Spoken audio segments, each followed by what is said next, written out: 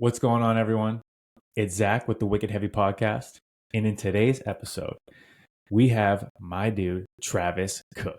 Now, Travis and I go way back. Met in 2017 out at a music festival called Aftershock. We've been friends since then. Always talking about heavy music, drums, all that good stuff. And this is such a fun episode because we take it way back to how he even got into music in the first place, how heavy music entered his life.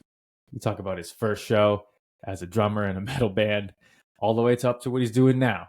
He's currently artist relations rep for Gibraltar Hardware, working with artists like Art Cruz from Lamb of God, Under Oath, you name it. So he's killing it, and this is such a fun conversation. Lots of laughs, and just had a really good time with this one. So strap in for this episode with Travis Cook on the Wicked Heavy Podcast.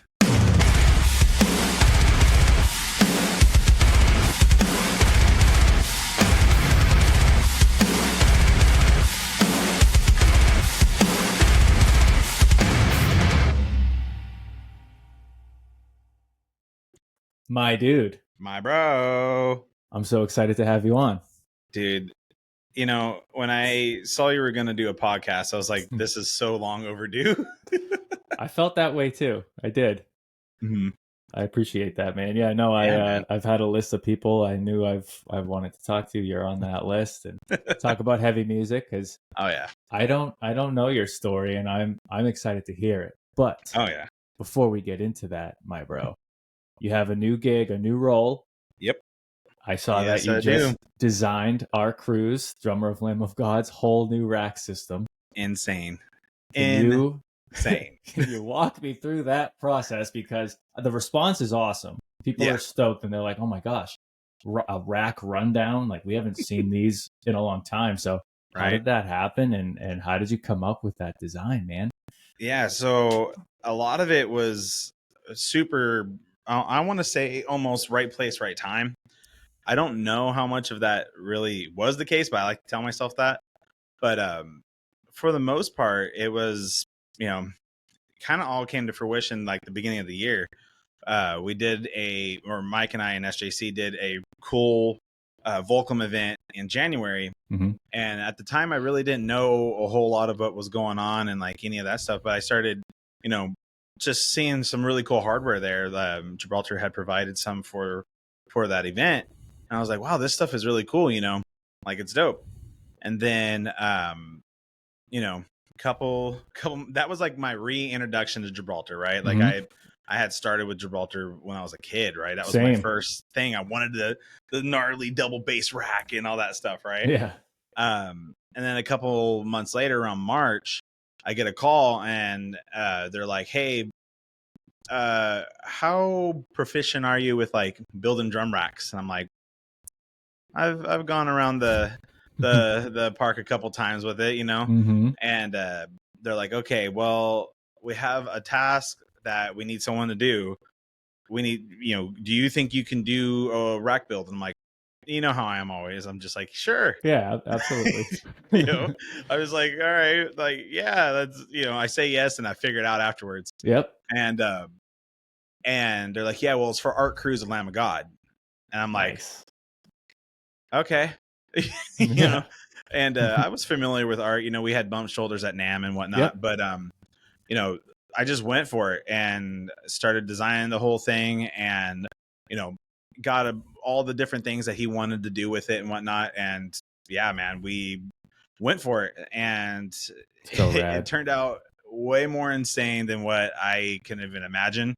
Yeah. And I'm actually finishing up a video on the whole build process and how I did it. So awesome. A lot of cool stuff. But from there, man, just one thing led to another. And, now I do artist relations for Gibraltar Hardware. Unreal. That's a story, man. That's so cool. Yeah, that video is great. And I got to figure out, I'm going to add show notes and I'll link that video. But it was so fun to watch that unfold. Mm-hmm. You were so confident walking in that room. You built it right up. And he seemed genuinely surprised by the end product. Yeah. No, we had it in our brains because it was unconventional, right? Like it was a docking station. We were like docking station racks. You know, me personally, I've never built one before, so I'm like, I hope this does what I want it to do. You know, in my head, What it does that checks. mean? I don't know. I don't even know what that means. So you know how like back when we were growing up, I mean, traditional racks are just like the normal bars, right? They go over the kicks and stuff. Yep. Well, this one he wanted to have where it was like a U that Oh, yeah. went over I the noticed kick that. drum. And I've never built a rack with that before. Right. So I'm like, I think this will like figuring out how to mount the toms and stuff on it, you know, docking the kicks. Mm-hmm. Okay. Yeah. And I was kind of like in my mind when I was doing the whole thing, I'm like, I don't know that I know memory clamps and multi clamps and all that stuff. I know all those, but like the nitty gritty stuff, I had no idea, dude. I was going into it blind, and you know, I just did a lot of hunting and a lot of looking, and we ended up figuring it out. And at the end of it, we're just like, this actually worked. And he's like, it did. I can't believe it actually worked. And now it's in front of thousands every night. I love it. Crazy. It looks so cool. I mean, I don't know.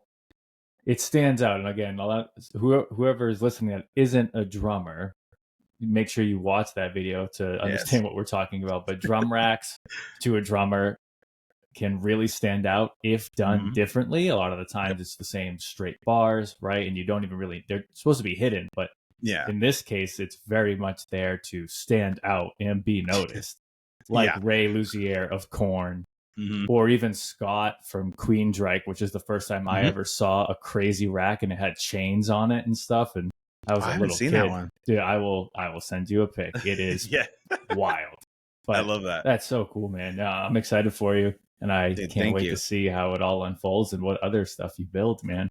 If I was able to talk about the things that we have cooking up right now, it's absolutely bonkers, dude. Like, it's insane. And I think that's cool because there aren't too many hardware companies doing things like that. So kudos. No. I can't wait. Yeah, we're definitely changing it up and doing something that's new to the game that is going to be fun and refreshing. And also, too, we're getting the company back to the consumer, right? We're giving back to the artist. We're really wanting to do a lot of fun things and really show all the different options that Gibraltar really has. So it's been really cool, and especially coming from like the education background that I came from, going into like this world full stop was a little jarring, but honestly, it's been so rewarding too, just to go through and see, I guess to be a part of something that is changing the tides and is having fun with it, like we're working really hard and building a really cool team. Love it. Well, I can't wait to see it all happen, man. Same.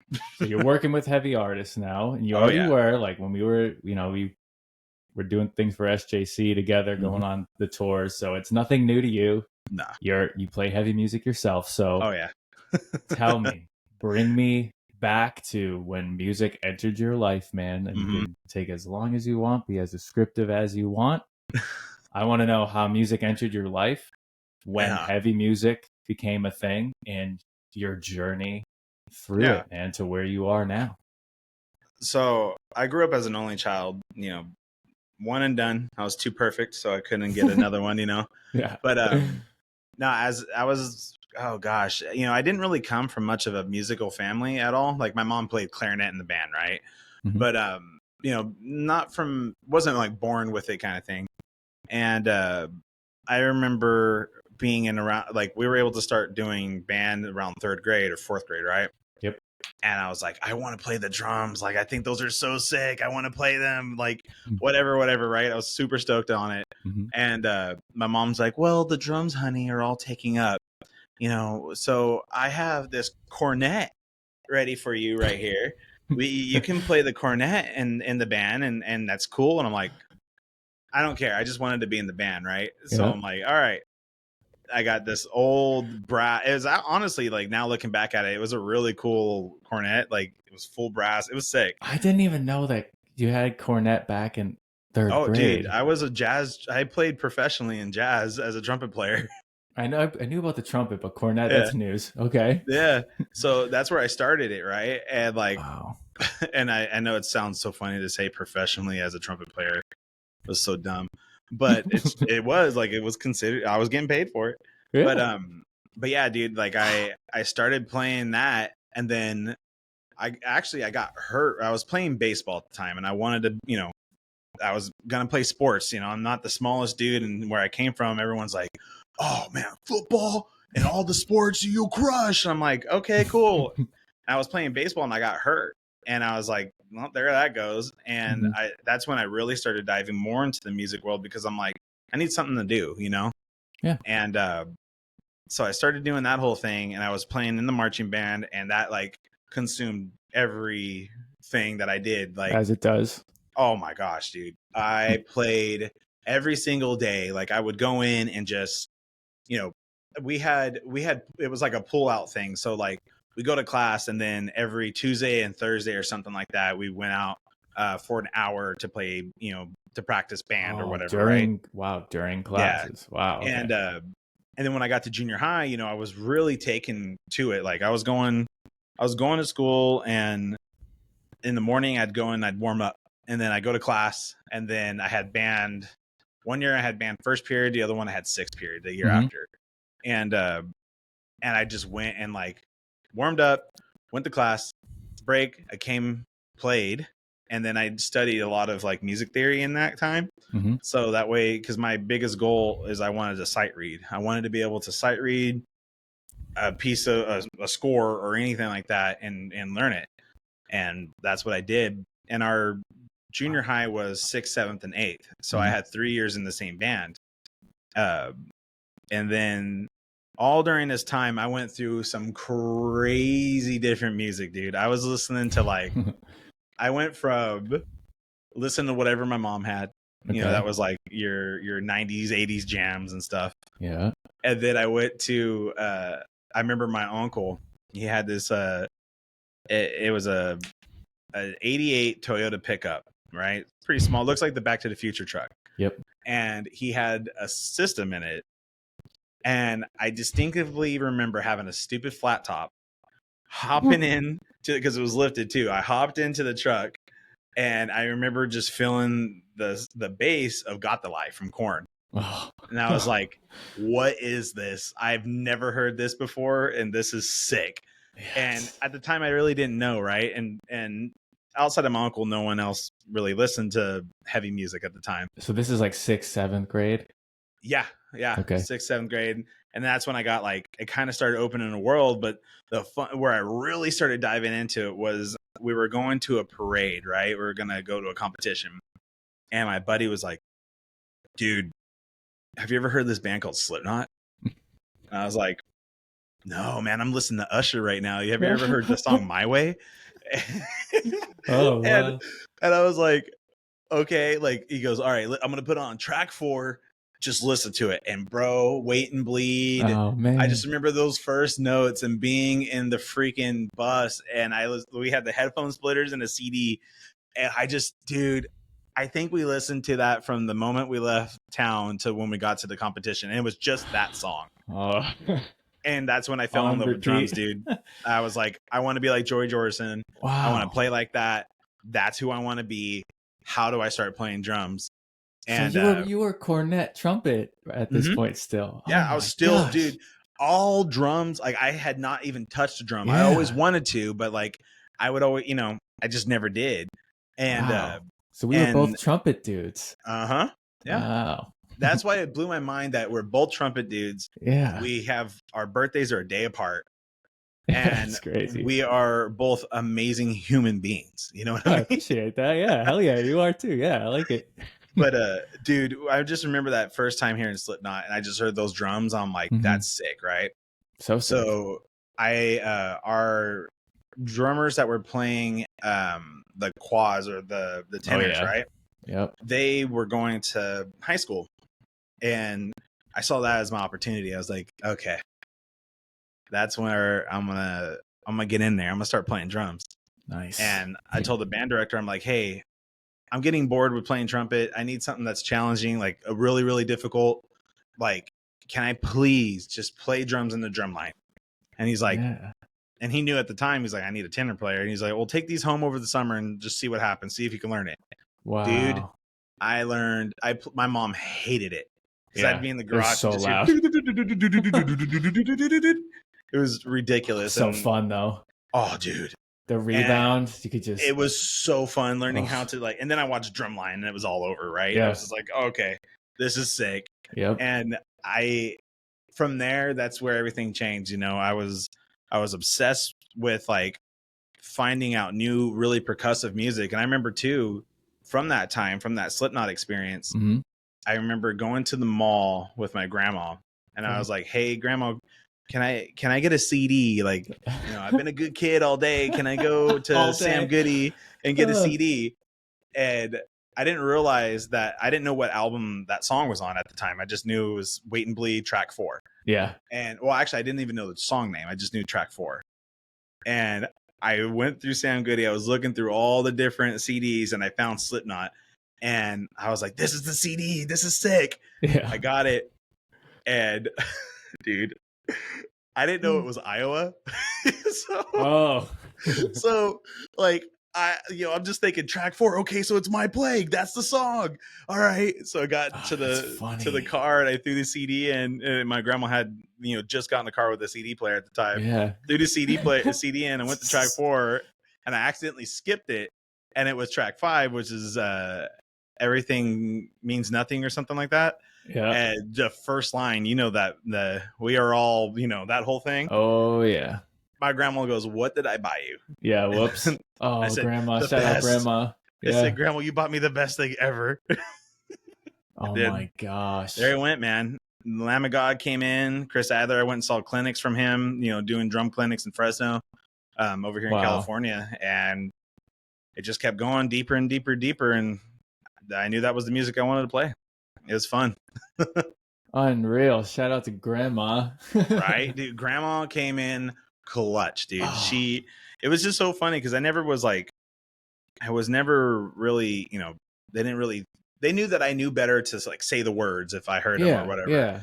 So, my mom and grandma didn't really pay too much attention to what I was doing in that, but it was just ridiculous because, I remember when I like first, I was like Slipknot shirts, Korn shirts, Lamb of God shirts, and then I heard Kill Switch Engage. I'm like, that band's sick too, And of course. I was in it, dude. I was in it. Wow. It was wild. Man. And that's cool that Iowa, I mean, I do think Iowa is heavier than self-titled Slipknot album, I agree. Right? It's just like raw. Yeah. So it's aggressive. It's super aggressive, and like knowing now that I think they recorded it without a click, and it was just like, I think Corey Taylor said he was like screaming naked at one point on the floor during the record. Like, it's just crazy. It's insane. It's actually crazy, and you can feel that energy. And I know exactly what you're talking about when you said like, I don't know why I liked it, but like the Joey Jordison's drums, of course. Oh yeah, 100%. The sound of them too, right? Like, if anyone again listening isn't a drummer, but I think you could all, if you listen to Slipknot, agree, like early Slipknot, the sound of those drums, that like super staccato, which is like, short, but like that paper baggy sound, even though great drum set, but the sound was just so like, oh my God. It was unhinged. Unhinged, man. Well, and Eyeless, man, like, how that freaking sick feel. I just remember like hearing that, and I'm like, this dude is insane. And I'm like, that like further ingrained drumming into my life because I was, I wanted to be like him, and that opened the doors to like those kind of drummers, like, him and Chris Adler and, oh my gosh, I'm blanking out on his name, Matt Greiner, those kind of guys. I love them. And then I got into like a Mice and Men and stuff, and Tino from a Mice and Men was like my idol. And then ironically, Jared Easterling, which is the funniest thing ever, because Jared's our boy, you know what I mean? Yeah, absolutely. And I remember when I discovered Fit for a King and his drumming, I was like, this dude is insane. Like his freaking toms, like everything he does on his toms just sounds so different and so clean, like that. And then I started, I can honestly say Jared Easterling had the most influence in the last 15 years on my drumming style. Unreal. And that's like my bro. Yeah, it's crazy. It's great. It's insane, dude. I'll make sure to tag him. Yeah, no, that's right. It is crazy how that works, man. I mean, being able to like meet all these artists and Yeah. Yeah, it's I mean, you so cool. opened that door though for me. You know that. I appreciate that. I remember that day, man. I met you out at, I think it was Aftershock, right? There's Aftershock. Yep. And Yep. yeah, you helped me out. So We were listening to anyone Meshuggah. listening, yeah. Oh, dude. Okay, You so remember that? oh man. So this is like 2017, and I'm working at SJC, and I am going out to festivals. These are the Danny Wimmer festivals. He does like Aftershock, Louder Than Life. And I'm working with the music experience, which is essentially, I want to say it's like a Sweetwater, but on site. And where all these instruments are that you can test, guitars, basses. So we were the only drum company. I had a huge double bass kit set up, and I needed help managing a signing that day. Was it for Jay? I think it was for Jay, right? Jay Slipknot? I think it was either Jay. Oh my gosh, I'm trying to remember who it was because I knew I was there with my girlfriend at the time. Yeah. And I had already saw what I wanted to see, and she was like in a whole different music world than I was. And I remember going like, well, all the bands I want to see are on this stage. And then I had just, that was my first NAMM right before that. Right. So I was like already, you know, SJC was my thing. Like I wanted one of those drum sets. And I bought my first snare from you that day. It was a black wrapped mahogany shell 13-inch snare drum. Oh yeah. And wow. I remember buying that from you, and when I was looking at it, I was like, well, the bands I want to see are right there, so I'm just gonna go and hang out with you. Is that cool? You're like, yes. Yeah, it was sick. Man, like, I needed help. Yeah, it was just like all the people that wanted to play the drums and stuff. Yeah, you were super helpful, man. And I remember so we became homies. You bought a kit shortly after that. That like gray to black fade kit. Oh, dude. Yeah, Josh from Rivals, the band Rivals, plays that. Oh, wow. I sold that to him a couple years ago, and he's, you know, still looks great. I look at it, I'm like, oh, that kit was so sick. It was super metal. And then Travis became very much a constant figure in the SJC world, helping us out with a ton of events and stuff. So yeah, man, 2017 Aftershock. Crazy, dude. It doesn't even feel like it's almost been, we're getting close to 10 years. Yeah. No. Yeah, 10 years. Yeah. Dude, that's insane, bro. I know. But it feels like a lifetime. Yeah, it really does. It really does.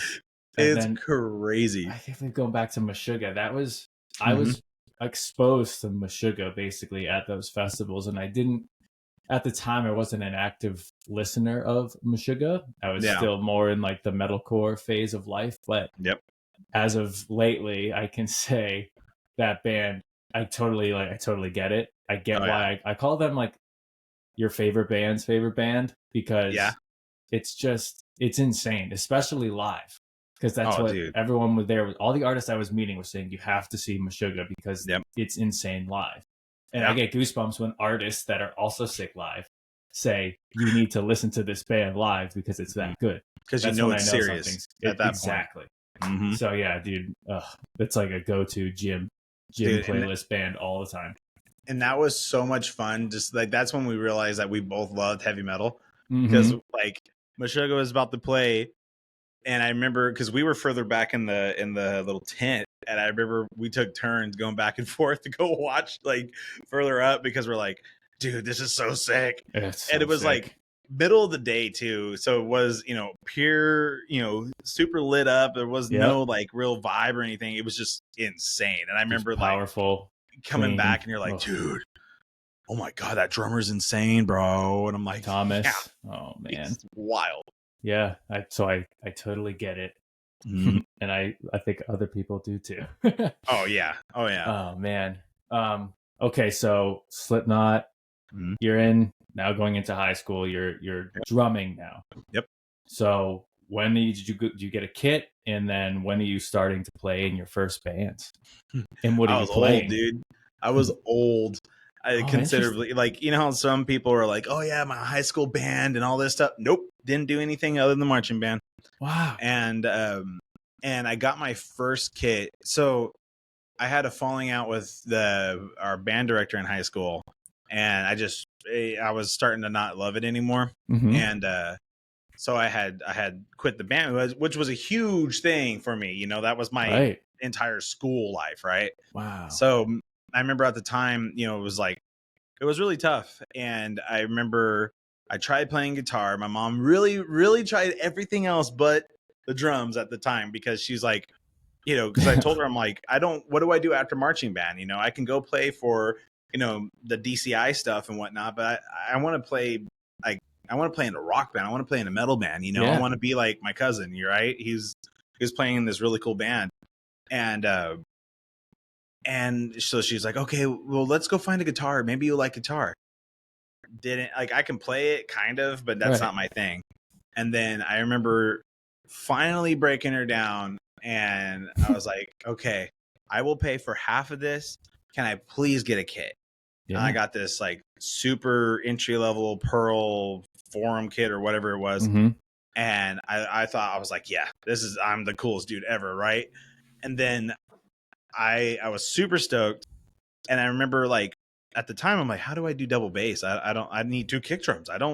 There's no such thing as a double pedal until I watched Korn play One for the Metallica thing that they did years ago, like forever ago. Gosh, yep. I remember watching a video of David Silveria at the time doing double bass on a double bass pedal. Mm-hmm. And I was like, I need that. But I also want a double bass kit like Andrew. Andrew has a double bass kit, and that thing is sick. And at the time, I was still, you know, I was kind of playing drums. I had my first setup with PDP hardware and, you know, Sabian B8s and whatever.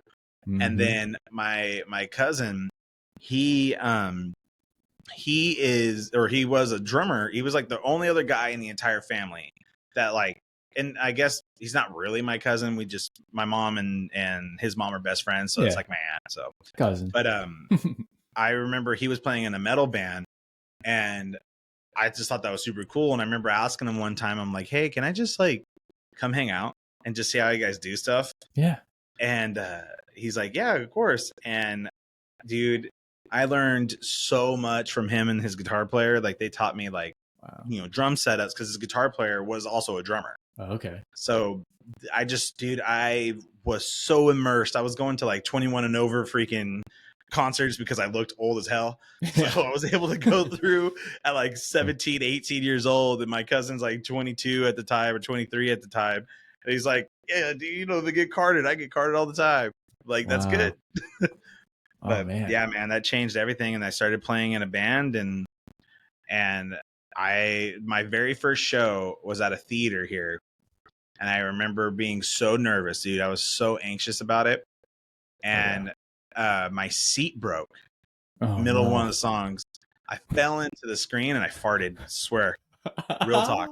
That was my first screen? Show. Like, there was a screen behind it? It was in a theater, like a real theater. Not like a concert theater. It was like a theater with the screen in the back and everything, dude. And we didn't, you know, we were going, and I get either my throne broke or I was on something, right? And I lost balance. Yeah. And luckily this is before we were playing, but dude, I freaking boom, it was so stupid, dude. It was so dumb. What did you do? Oh my god! I just looked. I looked around like, did anyone hear that? And then my guitar player at the time's like, dude, what just happened? I'm like, nothing happened, man. Well, I don't know what'd you hear? You know, like, I didn't know, but it was bonkers, dude. And ever since then, man, you know, I've gone and done some really cool stuff with some really cool bands ever since then. So yeah, it's been fun. Wow, a lot of fun. Oh man, and that is good. It's bonkers, dude. Did you play the show right after? Oh yeah. Oh dude, I brushed it off like a champ, dude. I was like, you just tooted and then ripped it. Dude, I ripped and I Literally, ripped. Ripped twice. I double ripped, dog. Like, double ripped. I went for it. Wow. Full send it, dude. That's what it was before full sending was sending. Well, I guess so. What happened to the screen? Well, luckily it was towards the bottom, and I scratched the shit out of it with my hat. But yeah, I mean, it's fine. I shouldn't have been there. Yeah. Oh my gosh, dude! Unbelievable first show. This is ridiculous. Yeah. Wow. Okay, and now Red Keep. Yep. I know it was called Tamerlane before. Yep. When did you guys form? How long have you been a band now? Well, our first show as Red Keep was the SJC event that we had in That was Anaheim so fun. Yep. with Issues. That was our Chain first show. Reaction. Yep, Yeah. Chain Reaction. And before that, our scream vocalist, our guitar player, everybody in the band had been in the band previously. Mm-hmm. And we went through like a rebranding. My cousin, which was a different cousin, was a singer that had moved to Oregon, so he was doing his thing. Okay. And we had brought in our now singer Sam, and that was in what 20. That was right before COVID, right? It was like 2020-ish, right? Yep. And we got together and we had just finished writing our last song for the EP. And when we saw the opportunity to go play with Issues, and we're like, of course. Yeah. And Sam hadn't played a show in years. So, he was like, man, you guys don't do anything slow. You guys just go for it. I'm like, this is what happens, man. We just find the craziness and run with it and see what happens. Yeah. But so it's been since, and then COVID hit, and that was like, we had all the wind in our sails, and then everything just got taken out. But I will say that was the best thing that could have happened to us at the time, because it allowed us to figure out like the content game, and I got into cameras and stuff like that. And I remember, and that was like, it was a blessing in disguise, I guess you can say. But and then now, we're heading out on tour here in a couple months with some really cool bands, and then just we just came out in March with our first album, our first full-length album that the guitar player from Fit for a King, Daniel, produced and engineered and all that stuff. And that came out on March 1st, and it's called Ruminate. Yep. And then we are about 20 songs ready to go for the next one. Oh, wow. Yeah. You heard a couple of them. I sent them to you. I have, my bro. They're bonkers. They rip. They're insane. Big rip. Damn. Yeah, it's heavy, man. I love when you send me that stuff, because I know it's going to be heavy every time, and I'm like, oh, I can't wait to hear the breakdown. You're my heavy tester. Yeah, that's what I do. No, dude, I am a heavy tester for a couple of friends now. I'm like, they're like, what do you think of this? I'm like, oh, do a close hi-hat here, or etc. I mean, how many times have I asked you of like, hey, bro, can you help me out? Think of a drum part here, and you're like, got you. Yeah, it's so fun. And like, if I like want to set time aside, I'll be like, I'll get back to you. Let me listen to it, right? No, I love it. So speaking of which, so I want to know, I'm going to ask everyone this, at least everyone that likes heavy music with breakdowns. For you, what's the style of breakdown that you dig, man? What do you like in your coffee with your breakdown? Oh, man. That's a dope question. Where I really fell in love with breakdowns was Attack Attack's self-titled album. Oh.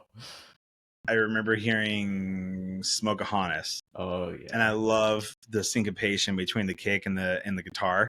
Oh my bro. I got goosebumps because I know exactly what you're talking. Diggin. Yeah. And that's also where I loved freaking guitar bends. Like, oh my god. Dude, man.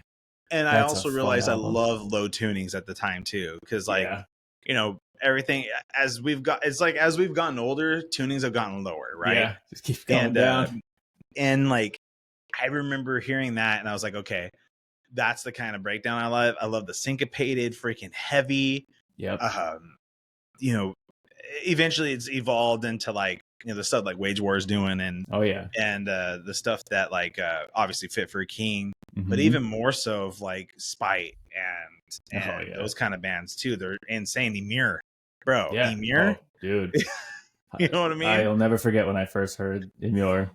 Oh, dude, Solar Flare's Homicide or whatever it is. Oh yeah. Oh, insane.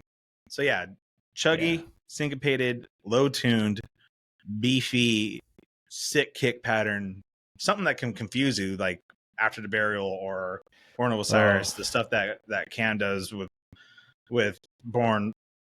With crazy, oh man. My god, dude, he's nuts. Like he's gonna come on, which is very exciting for me. Oh yeah. But I totally, I mean, I think I'm right there with you, man. I think for me, the it's still after the burial in terms of Oh yeah. breakdown style. I mean, Mhm. I don't. There's not a song by them or a breakdown by them that I don't thoroughly enjoy. So I totally get it. Yeah. That's so funny, man. Attack, Attack. Yeah, that self-titled AC Oh, it was, 130. Ooh. Yeah, it was dude, fun. It's so bassy and just so Mhm. heavy. Wow. that was my first real like post-hardcore. I say post-hardcore loosely, right? Yeah. That was my first experience into that because I like got obsessed with Attack, dude. Yeah. I was like about it, and I watched them 2 days in a row. They were playing in Sacramento, and then they played in Fresno. Oh, and wow. It was right before This Means War came out. And Yep. it was like Caleb had just became a vocalist and all that stuff. And bro, oh my god, that album too, This Means War. I still go back and I love like the song "The Family." I thought that was so interesting, like how the breakdown goes in beginning. It's so sick, dude. I love that album. But They were After different, the Burial man. was pretty early too in my time. So I was a late bloomer with them. You were. Yeah, You were. and I shout out to my dude Nick Pettypaw for showing me them. I went down deep, and I still I'm there. You're in it. You are in it. I am waiting for that new album, man. I don't get it because I feel like it's been done for a while. I know Will Putney, I think, produced it, which is gonna Adrian, the bass player. Yo, Adrian, fellow bass. I'm telling him this right now. Get the album out, bro. I know, please, Adrian. I don't know you, but I kind of met you at NAMM. You seem really nice, and I love your band. So yeah, please release the album. Oh, dude. Oh, but yeah, I would say we have very much a similar style in taste. You know what I love too? I love when a breakdown kind of comes out of nowhere. Oh yeah, like there's chaos before it. For example, cursing. I don't know how to say it. Akatan or whatever it is. Exactly. That chaos before it, and it's like down to go.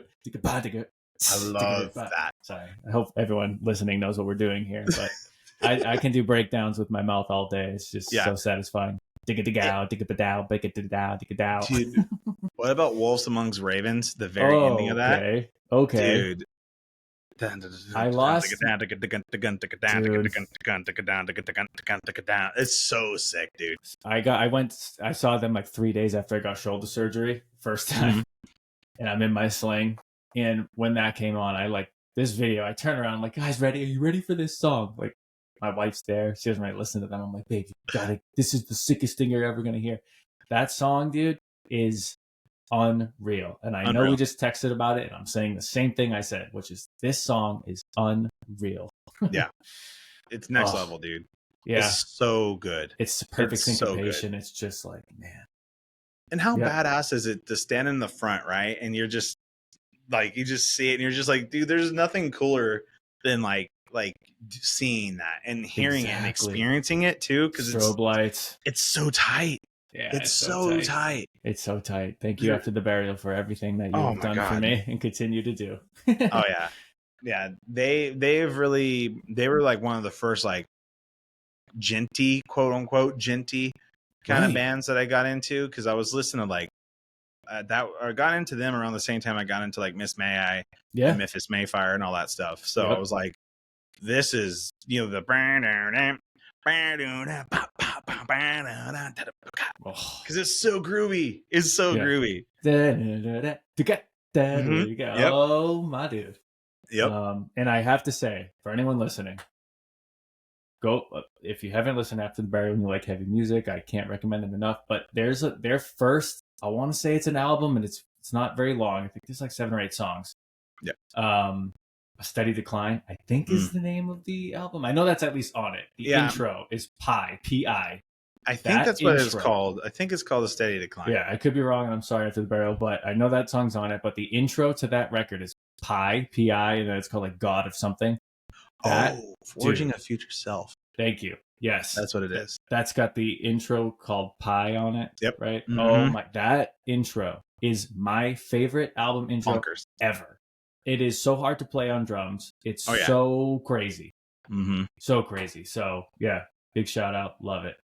Dude, that band will forever be, they're like our era's Meshuggah. I said it. Like they really are. No, I feel like that. They are for me what I know Meshuggah does for a lot of other people.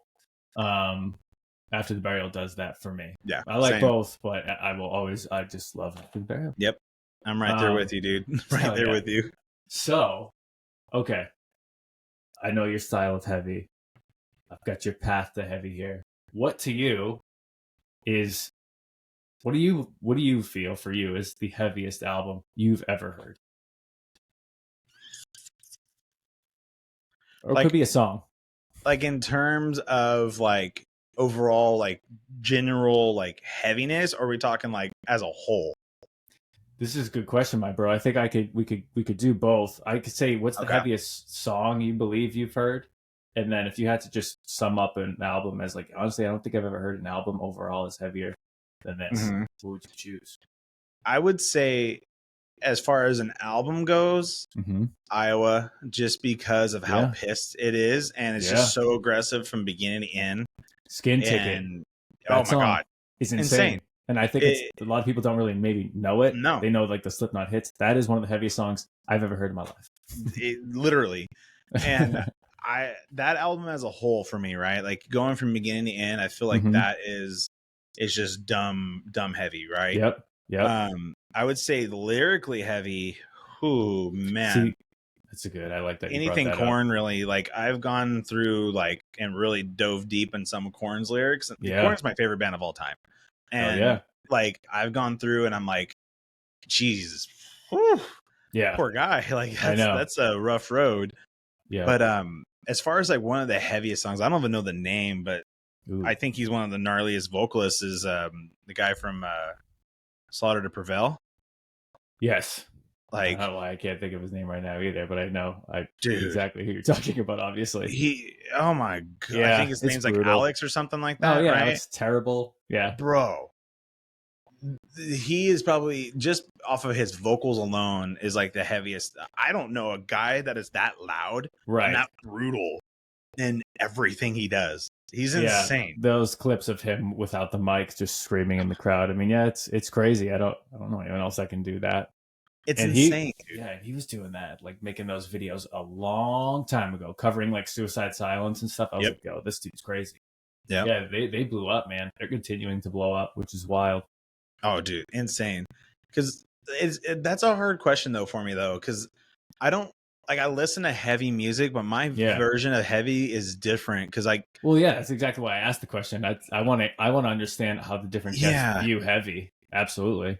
Yeah, like I've never been a huge fan of like I respect it, but I'm not a huge fan of it, like the death metal and stuff like that. Like I think it's super sick, and that's not particularly what I would listen to all the time.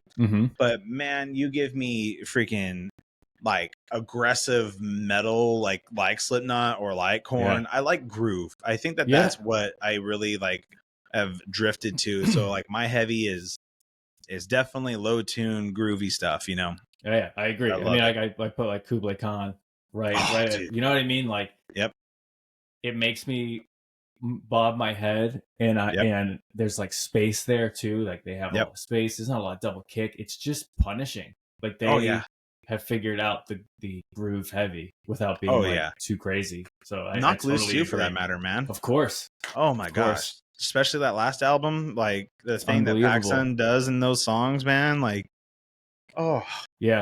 it's so brutal, and it's cool to see.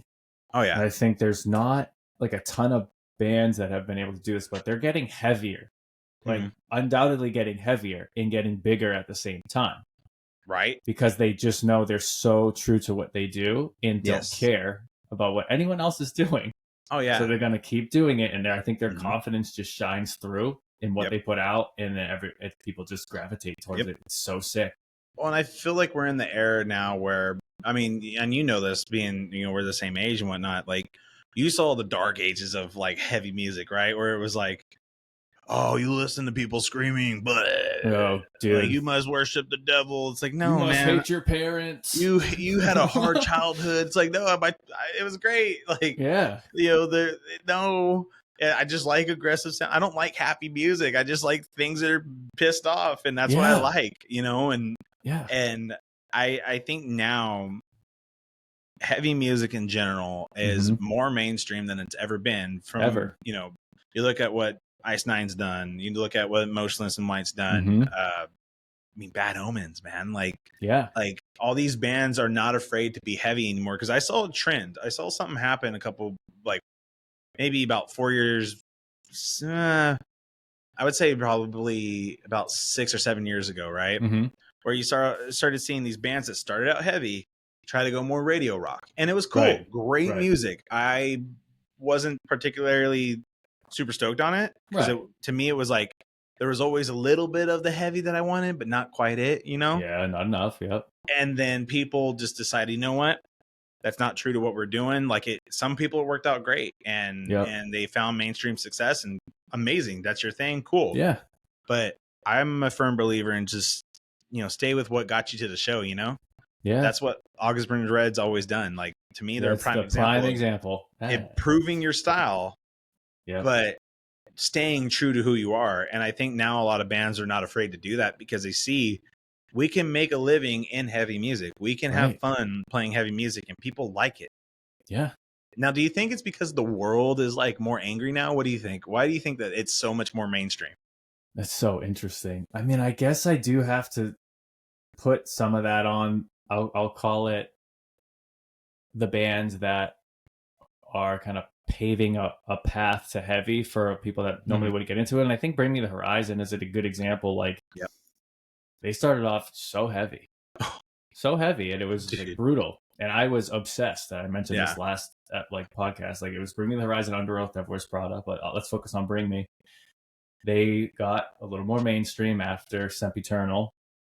Personally, was not a huge fan of I forget the name of it. I feel badly, but the one with like SPIRIT. That album. Yeah. But they got bigger and bigger from there. You still have it like at the core, it's heavy, but I think they spoke to like a lot of Gen Z, right? With heavy. And I think even like Limp Bizkit's now back in the fold with people like us, but also Gen Z. Yep. And I do think there's been this, resurgence of that style from like early 2000s and all this, and the music back then was that heavy stuff. So I just think everything kind of came full circle, but I do think there was like a path kind of paved by the bands that really did start heavy, that reached out to like into the Gen Z audience and were able to like, then they got exposed to all these other things. And I think social media kind of added to it too. I think that energy that comes from heavy music that can be portrayed very quickly in a clip or whatever, or like a mosh pit, and like how mosh pits also became part of like hip hop in the last 4 or 5 years. I think it all kind of just like branched out and people were about the energy, man. Yeah. And I think there's a lot of, ultimately people want to express that, I guess, pissed off energy in a way. And that's a way for them to do it. Yeah. Well, and two, I think that it's the stigma has been broken a lot. Yeah. Oh yeah. Because of like how you mentioned, Bring Me the Horizon was so heavy for so long. I mean, I remember at one point I was like, oh, these guys are too much for me. You know what I mean? Okay. Yeah. And then Sempiternal came out and I was like, this is the sickest. Like, I love the thematic element and just, Shadow Moses and Sleepwalking. Sleepwalking is I think that song changed their whole career. And that's one of my favorite songs by them. Yeah. And I think that they walk so all these other bands can run. You know what I mean? And I feel that too. It's made, a person like myself that's in a metal band that's trying to, I'm at the point now where I'm like, if I ever do anything cool with the band, that's great. I love it. That's my passion. Yeah. I will one day be, involved in that world somehow. Right. But like now seeing how it is and we've been pretty lucky and fortunate with a lot of things coming our way. I'm like, wow, like we can actually make a living in playing heavy metal. Like, that's cool. And you're right. Like these bands that really broke, the stigma and the walls and started adding, hey, you can be groovy and you can have singing and also be bone crushing heavy. I mean, listen to that song Limousine off the last Bring Me the Horizon album. Yeah. Like, it's like, whoa. The new album, I had it on for a bit. I was like, this is so catchy. Like, I get it. Yeah.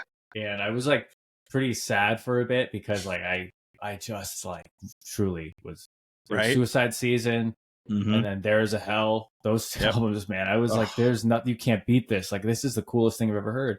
Yeah. And I was sad when it got less heavy, but all the power to them. I know, though, with the word I was looking for earlier was Trailblazers. Jim, bass player from the Ghost Inside, I remember he posted about that, one of the more recent albums, saying that, you know, they're trailblazers for a lot of this music and these bands to be able to like want to appeal to a larger audience. And 100%. Hey, I don't know anyone else that did it better than Bring Me. You know? No, I mean, that's really the case. I mean, you look at it now and it's like I almost feel like they made it okay to be heavy. You know? Yeah. And that kind of like, and I also think that lined up at the same time with bands being like, we just want to write the music we want. Yeah. And we're not going to worry about, you know, trying to get on Octane. We're not going to worry about this and that and this. Like, we're going to write the music that's true to us. I mean, you know, the story with Bad Omens and Just Pretend, that song was meant to be a parody of itself. If I'm quoting this right, like they were like, we just wanted to write a song that we knew was like gonna be like that, you know, like they intentionally wrote a song to show how easy it was. Or I'm probably totally misquoting this. I got you. And I mean, and look at it, like it crushed, and it's just like, you know, I think they're also crossing the idea of like other thematic elements that are coming in, like these things. They're not just like, you know, a bunch of cool dudes out there crushing anymore. It's like there's a show happening. Oh, and it's so dark and brutal, and I mean, Kingdom of Giants is also doing something really cool too. Have you ever really listened to them? I think I want to say like Josh from Darko sent me them, or I like talked to him about them. But yeah, same area. Yeah, that would make sense. Yeah. Yeah, dude, they're. I'll have to send you. They just came out with a song called Asphalt, and like the video is so sick, and they just do this really aggressive. I don't know, man. Just they have a vibe, and it's so cool. And I really feel like that band's about to like just they're gonna skyrocket, dude. They're so sick, man. Wow. But yeah, there's a lot of really good bands coming out now, like, you know, and I just see so much cool talent and the acceptance of being able to do whatever you want to do. It's pretty cool. Yeah, it is. I really enjoy that. I think people can see that when you're like, oh, they're just doing what they want. Yeah, it makes a big difference. All right, so when you're not listening to heavy music, my bro, what's on the rotation outside of your normal heavy right now? For me, it's Chapel Roan. I can't stop, dude. Zach Bryan, huge fan. Those are like, yeah, of course, Co. But I'll put him in like he's a rocker. They've got some. They're rocking, but like, yeah, I mean, Zach Bryan that was like for a bit, still heavy in rotation, but yeah, Chapel Roan is so fun because I'm a big 1975 fan, so anything that gives me those 80s vibes, of course. Opened that world for me. I never knew of those guys until we went on and we started hanging out, and I was like, oh, these are cool. It's funny. A lot of people that love that band too. A lot of other heavy music fans. But yeah, what do you got? It is interesting, huh? That is so true. Thing. Yeah, that is super true. I would say my normal rotation. I kind of do just live in the heavy world for the most part. Yeah, which is fun. I do branch out. I listen to a lot of chill hop. You know, there's a lot of that stuff that I listen to, especially when I'm needing to get work done. I like to listen to a lot of instrumental stuff like that. Yeah. But I grew up, you know, diehard metal guy. But I've also really branched out, and I listen to like, you know, Journey. I love Journey. Oh yeah, I think Journey's fantastic. Yep. I listen to a lot of Michael Jackson and stuff. That's always kind of like my morning kind of playlist. I have a certain playlist I go to, and when I worked at the school, I would play it every morning. Yeah. And it was always funny because they were like, we know what kind of mood you're in by what music you play. Wow. But for the most part, right now I have Fit for a King's new song pretty frequent. Yeah. I would say that them and the Wage War album have been in my main rotation. Northlane's always in my rotation. Dude, I can hear it. I can hear the influence in the new Red Keep song, man, which is a good thing because I love Northlane. I love Northlane so much, dude. They're sick. Oh my gosh, I love that band. But yeah, they're always in the rotation. And what I do too is I'll find bands that I like that, like heavy metal bands. I'll find if they have them on Spotify, their instrumentals. And what I'll do, because if I hear words, I'll start listening to it. But if I'm doing something like, sending out emails or whatever it be, I'd throw these instrumentals on, and I'm enjoying the heavy music with not getting distracted. I totally get that. Yeah. So that's what I do a lot. Like, yeah, I realize though, yeah, you're right. Like most of the time it's probably something heavy. It's always corn too. Corn's always in my rotation. I love it. Always. So your rotation is consistently heavy. Yeah. Sometimes you'll get a little or boy bands. But, okay. You throw some boy bands at me, bro. It's so dumb. But I know I was obsessed with NSYNC back in the day. Oh, for sure. So like watching the new Deadpool movie, dude, and it was like the whole intro scene is to the soundtrack of Bye Bye Bye. Oh, no kidding. I was like, yeah. Hey man, I get it. I've had that album. I remember when I got it. It had my little Iowa boombox. Yeah. Dude, it ripped. It still does. Dude, still to this day, I love it. Wow, that's so funny. Cool, man. Well, tell me about this tour and how can people look up Red Keep? Yeah. So we're going to do an official announcement mid-month. A really cool band's going out with us from Vegas. They're awesome. Wow. And then you can see anything Red Keep at Red Keep Official. That's all of our socials.